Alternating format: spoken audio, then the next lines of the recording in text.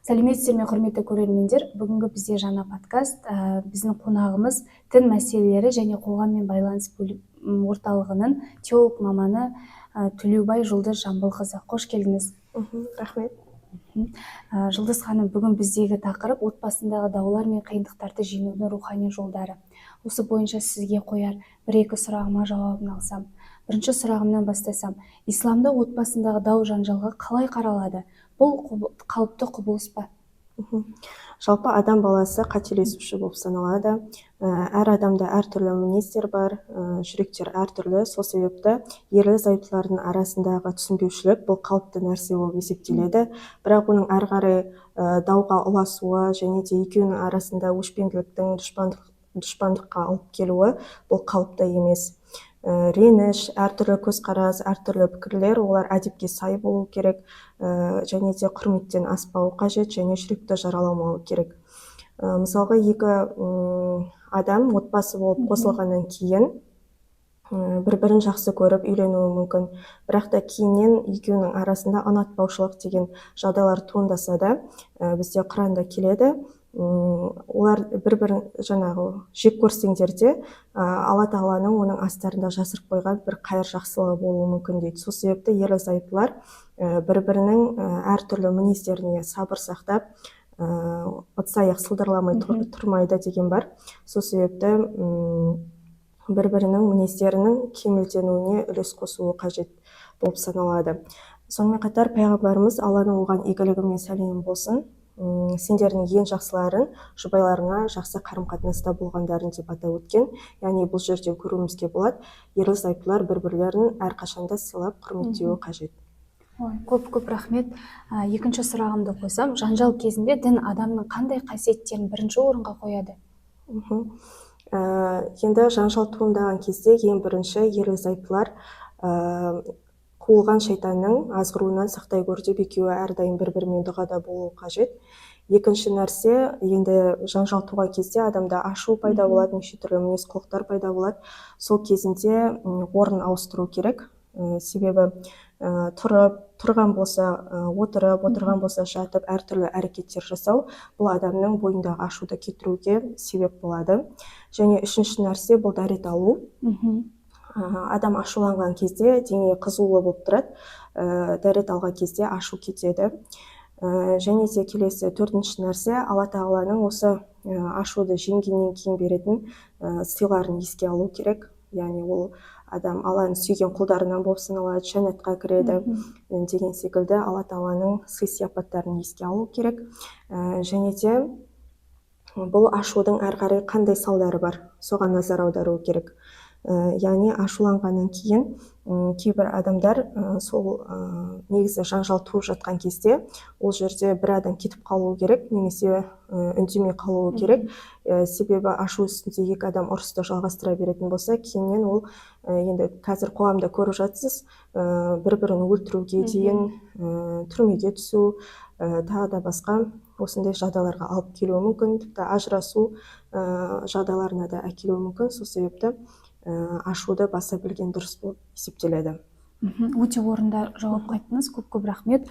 Осы жаңа сіз айтқандай жанжал демекші, бізде осы 16 күн акциясы арасында сізді осылай маман ретінде басқа біздің Инстаграм көрермендерімізге дін жағынан мәлімет болсын деп, қазіргі таңда көп білеміз барлығымызды, зорлық-зомбылық белең алып тұрған замандамыз.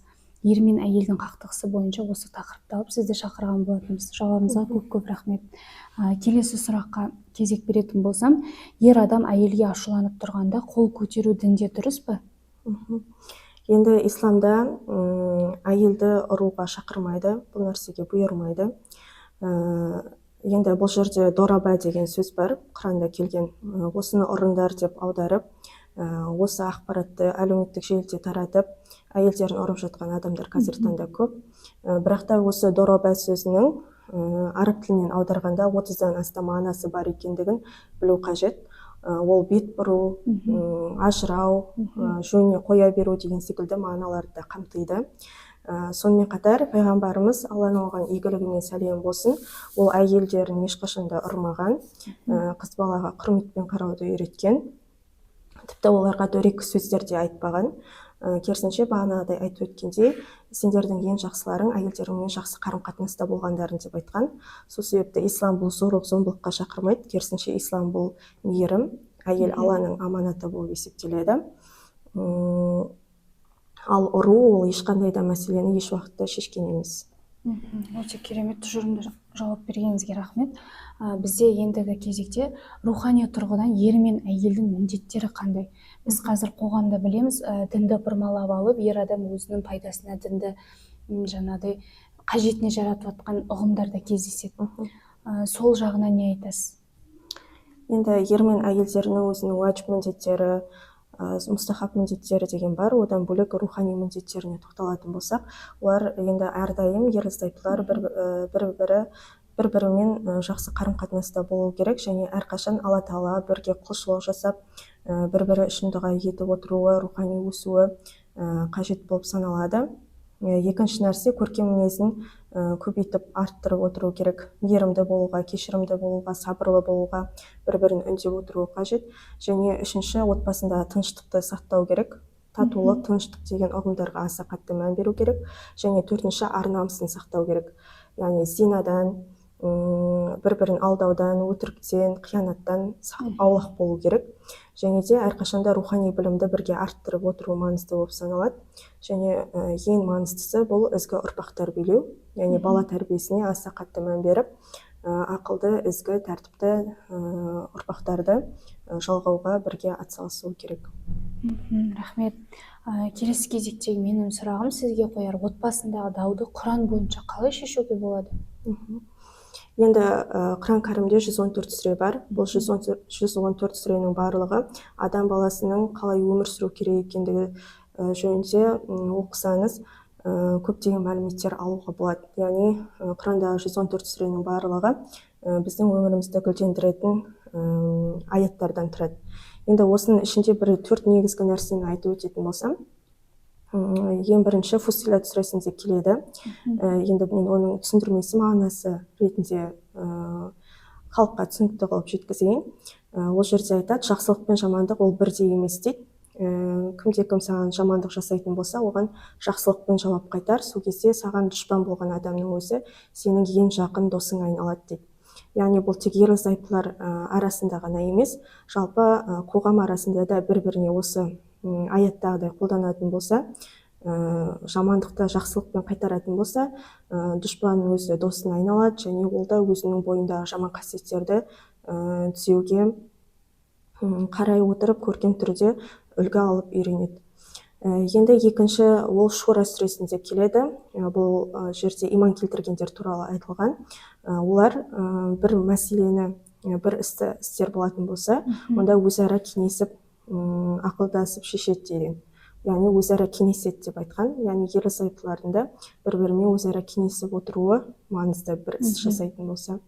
Және үшінші нәрсе, төртінші айтайын деп жатқан нәрсе, бұл Ниса сүресінде келеді. Оның біріншісі, ер мен әйелдердің өздерінің белгілі міндеттері бар. Сол міндеттерін бір-біріне атқаратын болса, онда дау-жанжалдан аулақ болады.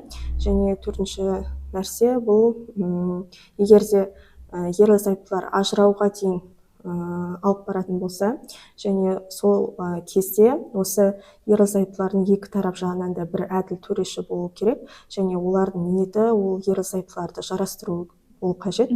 Соған егерде екеуі жарастыру бойынша әрекет ететін болса, Алла Тағала оларды татуластыратындығын айтқан. Көп рахмет. Жаңа сізге біз ескертіп кеткен болатынбыз, тұрмыстық зорлық-зомбылық қазір 16 күн акциясы аясында бізде енді жапа шегуші тарап балалар мен әйелдер болады ғой отбасында. Соларға қатысты бір сұрақ қойғым келіп отырды, көкейімде тұр. Зорлық-зомбылық көріп жүрген әйелге не істеу керек? Ол туралы біздің енді дініміз не дейді? Бағана айтып өткендей, исламда зорлық-зомбылыққа шақырмайды. Тіпті өзінің Құдай қосқан жарынан бөлек жалпы тіршілік иелеріне де зиян, қиянат жасамауға шақырады. Сол себепті әйел адам жалпы зорлық-зомбылық көріп жататын болса, ең бірінші, енді Алла Тағала өмірді аманат етіп бергеннен кейін өзінің өмірін қорғау үшін әрекеттер жасауы керек. Ең бірінші жақындарына ескертеді, одан кейін одан да мәселе шешілмей жататын болса, әрі қарай психолог мамандарына және де имамдар бар, сол жерлерге барып, зорлық-зомбылық қатты көрген жағдайда ері мен күйеуі бірге барып, неке мәселесінде шешімдерін алуына болады. Жарайды.